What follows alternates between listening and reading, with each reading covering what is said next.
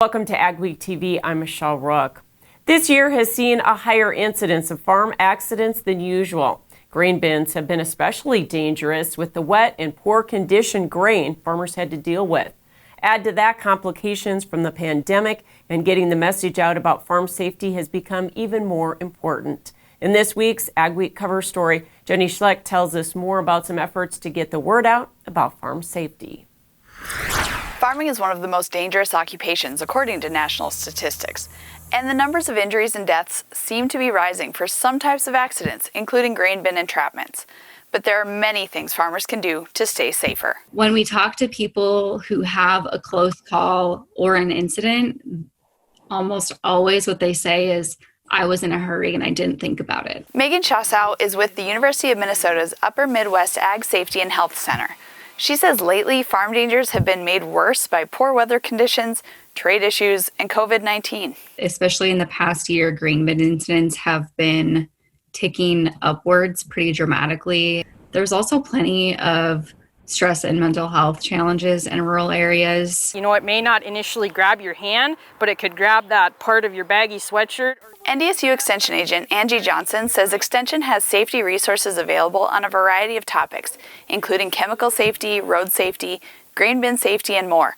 And she says the most important thing to remember, just slow down. Remind yourself to stop, think, and act, and make really good choices. And I know how hard it is because our time is so limited, but really, the farm won't be successful if you're not there. In Fargo, North Dakota, this is Jenny Schlecht for AgWeek. AgWeek reporter and content manager Jenny Schlecht covered this story and is here with more insight.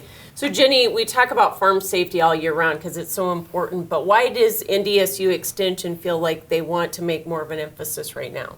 Well, Angie said that it started out with the pandemic. They wanted to give people information about how to clean their equipment when more than one person's going to jump in a tractor.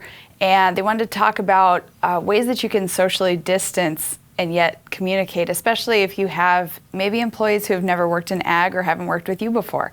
And so that's where they got started. And as they talked about it, they came up with so many other ideas and so many other topics that they realized needed to be emphasized. The big one in the past year has been grain entrapments. They also looked at things like livestock safety. Handling livestock is one of the most dangerous parts of a farm or ranch. And so they want to emphasize that you need to make sure that people who are going to be around animals know how to be around animals. So any tips on ATV safety, especially because we have a lot of kids that are driving ATVs on the farm too? Some things that she mentioned were that in a lot of those crashes that result in serious injuries and fatalities, there's no protective equipment used, no helmets or other things, and that a lot of times there are passengers. And unless it's a side-by-side, you're really not supposed to have a passenger on a four-wheeler. So of all the experts that you talk to, what do you think is the best advice for helping farmers, farm families maybe prevent accidents on the farm? Yeah, the thing that Angie Johnson kept coming back to was stop, think, act.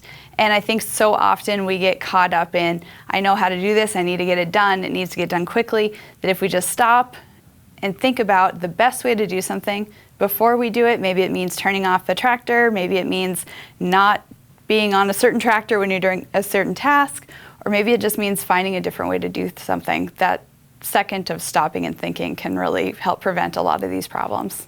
And of course, Jenny will be back with us a little later in this show as we talk about some of the challenges agriculture has faced so far the first 6 months of this year.